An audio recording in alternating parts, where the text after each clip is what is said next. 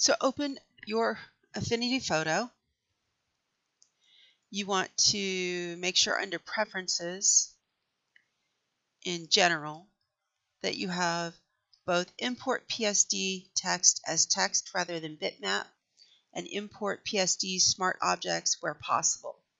Make sure both of those are checked. Then open where you have your PSD. I've got one from Covervault. Open that up. And this is where you, the layer that you want to put your cover to replace this. So you double click on that and it brings up a new window with your layer. It did not do this before the new update.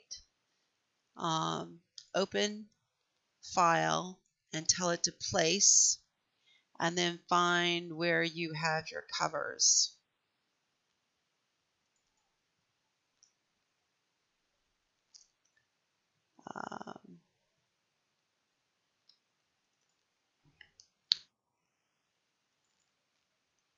And then pick a cover,